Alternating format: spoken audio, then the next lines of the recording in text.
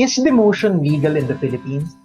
Is there a way for you to give employees a second chance, but protect the company at the same time? A lot of owners, managers, and supervisors are confused about demotion. Now, take this question from Jenny. Hi, Jenny. She submitted her question through our topic request board, and she says, Attorney, is it legal to demote an employee? How do we impose it without going into litigation? If you're wondering the same thing, stay tuned.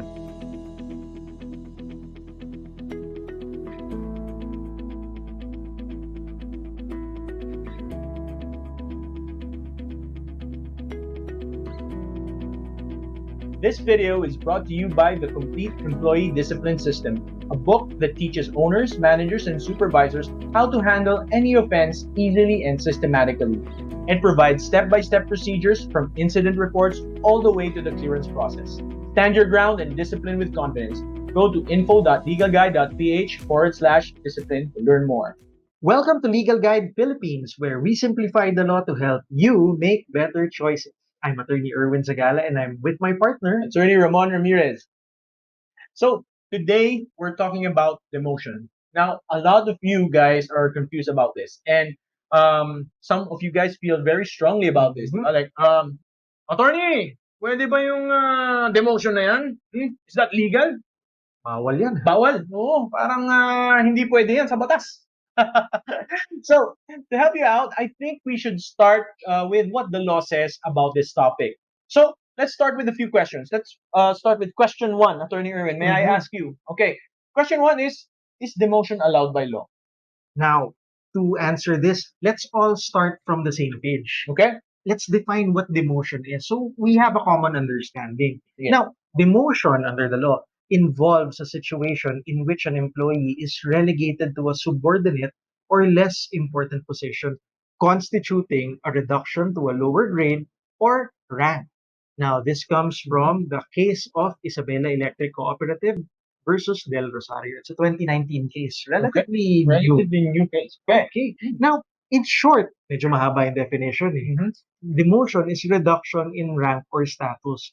Binababa ka. So, nandito ka before, and then nandito ka na ngayon. Mhm. So kung Okay. kunwari, manager ka, Mhm. binaba ka to Supervisor, pwedeng supervisor, or supervisor ka, binaba ka to RNF, rank and file, staff. pwede, or assistant supervisor. Okay. Diba? Pwede rin, Tama, di ba? tama. Okay. Basta, the important thing here is, bumaba. There was a change in your rank or position. Okay. Okay, but the question is, where is that in the labor code? Attorney, nasan sa labor code yan? You have to show me where it is. What article? What article is that? It's funny you ask that because it's not in the labor code. Oh, so it's illegal. Not necessarily, Oh. because what we have is the principle of management prerogative. Where is that in the labor code? Sounds complicated. Alright. Management prerogative is actually very simple. Mhm. Prerogative means right. So when you hear that, it's actually management right. Now, under the principle of management prerogative, by the way, management prerogative, wala rin siya sa labor code. It's in the cases or jurisprudence, Oh. similar to demotion. And I think when we say jurisprudence, that's cases by the Supreme Court. Mhm. Okay, so under the principle of management prerogative, employers are given the power by the law to decide how to run their businesses. So, binibigyan ka ng diskarte. Hmm? Kaya mo, paano mo gusto patakbuhin yung negosyo mo? And part of that includes how to discipline their employees. Okay, that makes Now, sense. an integral part of discipline is also deciding what kinds of penalties you want to impose against erring employees. True. Correct? Yes. Now, yung penalties, I repeat, they're not specified by the law. So, hindi mo makikita yan sa labor code na, oh, for this kind of violation, ito yung ano niyan, suspension. Or for this kind of violation, oh, termination yan. Mm. The law left it to the employers to decide how they want to treat it. Okay, so there's a lot of leeway there. There is. So as an employer, you can determine the form in which these penalties take as an exercise of your management prerogative. That way, you have flexibility in running your ship. Okay, so there's flexibility. What now are the common penalties that an employer can impose on their employees for discipline. Let's mention a few. Okay, ito, familiar sa inyo to. Written reprimand. Okay? Nabigyan ng memo. I never received that, but okay. I've heard of it. Suspension. Okay? Termination. Mhm. Diba? And I would like to add to this list, while it's not commonly used, demotions are one of the ways in which these penalties can be imposed. So, idagdag lang ninyo dito sa listahan yung demotion. It's one of the ways in which you can provide consequences to violations at court. Okay, so I have another question. So next to that would be, when, as an employer, when would we consider demotion or imposing the penalty of a demotion? Kailan siya bagay, Yes. basically. So, to make it easier for you guys, what we'll be doing is giving you a checklist. No, 5 items in this checklist. That's And five. pag pumasok itong 5 na to, mag-usap kayo, I think demotion may be a good fit for your situation. Sounds good. First off, there is a violation and it seems to be true. Basically, nag-imbestiga ka, you gathered evidence, and it seems that there really was a violation. Okay. Take note, I included evidence in this scenario kasi hindi pwedeng haka-haka lang ninyo or feeling ninyo. It has to be supported by evidence. Clear? Next, number 2 is may incident, may violation. Right. It has to have gone through due process. Due process. What does that entail? Nag-issue ka ng NPE, in appropriate cases, nag-admin hearing ka, and ito na, maglalabas ka na ng notice of your decision. Basically, is it a notice of termination, notice of suspension, or whatever penalty you want to impose based on what evidence you gathered. Okay. So number 3, Okay, third. it seems to be that the cause of the violation is because the employee is unable to cope with their current position's responsibilities. Okay, what does that mean, Medyo attorney? mahaba, no? Pasimplihin natin. Parang hindi kinakaya yung position niya right now. So, for Okay. example, sales manager, yung team niya hindi umaabot sa quota. Right. Di ba? So, parang medyo hindi kinakaya yung responsibilidad na Okay. assigned to that position. For another instance is payroll supervisor. Eh, parang 1 out of 5 payroll reports bumabalik dahil may mali. Baka hindi pa siya ready for Hindi that siya ready for position. that set of responsibilities. Okay. So that's number 3. If medyo nakakaramdam kayo ng ganyang situation, mukhang pasok yan dito sa checklist natin. Let's go to number 4. From your perception, the employee is salvageable. Salvageable? Illegal yung salvageable. Iba yun. Okay. So salvageable in this context means naniniwala ka that the employee can turn things around if you give them another chance. May pag-asa pa May yung pag-asa. empleyado. Alright, understood. It's not a lost cause. And then finally, number 5, o kahit na tingin mo yung employee salvageable, nakikita mo ba yung willingness? Does the employee seem willing to take a second chance? Oh, okay. But this fifth one is you're seeing something in the employee to that they're willing to turn it around. Oo, kumbaga, nakita ko salvageable ka, parang you're extending your hand. Tingin mo kapag in-extend itong hand na to, parang aabutin niya on the other They'll side. meet you Parang, halfway. parang hindi, bigyan mo ako ng chance, parang willing akong patunayan niya na I'm able to do the job. Okay. So those are the 5 things in my checklist for you to consider demotion. Go through it. If it fits, then mag-usap-usap kayo, co-owners, co-managers, or co-supervisors, kung sino man yung in charge of discipline cases. Okay, may I ask my third question? Go. Okay, my third question is, before you demote, what are the requirements that you have in mind? Okay, there is a specific requirement. You have to do something very important before demoting someone. What is that? So, you have to remember that demotion is considered a penalty. Basically, ito yung ginawa mo, ito yung consequence, correct? Yeah. Now, do you remember what we said in our previous video, tips for drafting a notice to explain? No. What is required if there is a penalty? Right? The requirement is you have to comply with due process. Yes, I remember that. Yeah, in the video, diba, we oriented them that due process starts with the issuance of an NPE or notice to explain. Yes. Now, what you have to realize here is employee discipline is just like parenting. Before you scold your kids, di ba? Dun sa mga may anak dyan, make sure that you understand what happened and give them a chance to explain what they did. Now, in labor relations, it's exactly the same. Before you impose any penalty, you have to give the employee the chance to explain themselves. This means going through the proper due process proceedings. Okay, that's fair. Now, if the explanation given still shows that the employee is still guilty, then the employer is free to impose whatever penalty they deem appropriate, and that includes demotion.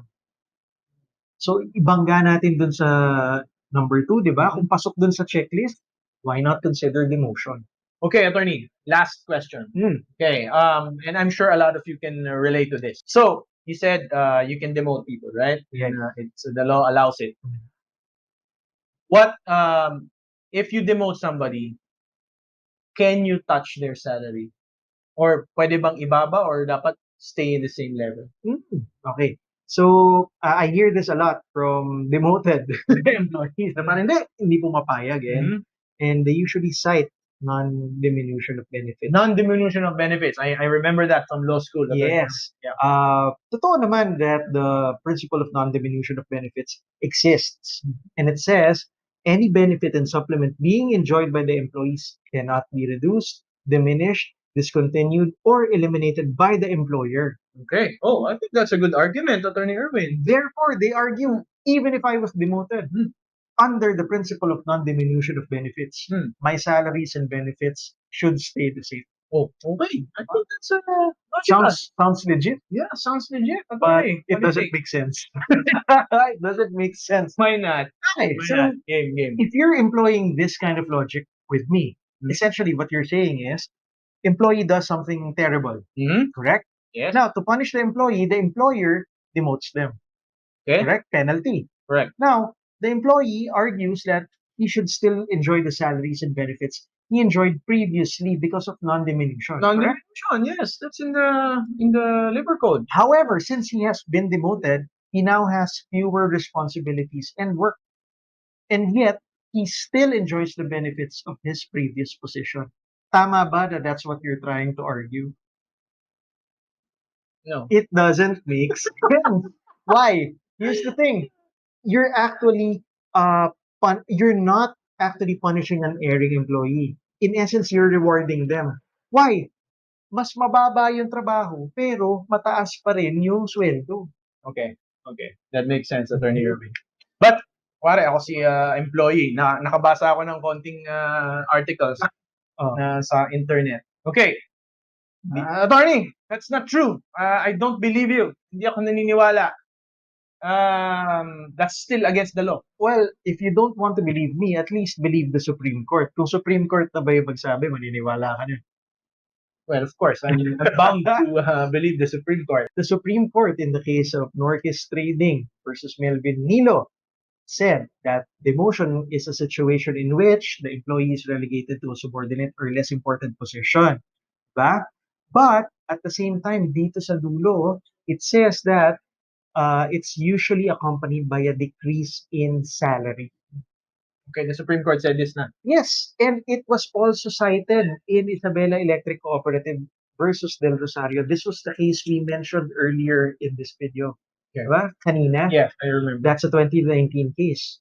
So, dagdagan pa natin kung ayaw maniwala. In the case of Danilo Leonardo versus NLRC, the right to demote an employee falls within the prerogative of the management. Management prerogative. Yes. Diba we mentioned, okay lang mag-demote as long as it's an exercise of management prerogative. Now, nagdagdag ng reminders sa Supreme Court. However, due process is required in these cases because, like in dismissal cases, these likewise affect the employment of a worker whose right to continued employment is also protected by law. Now, also consider that demotion, like dismissal, is a punitive action, and therefore, the employee being demoted should be given the chance to confess the same. Again, so to be clear, if it's the result of the penalty, the demotion can result in a reduction of the salaries and benefits so that the new position of the demoted employee can be reflected in their pay.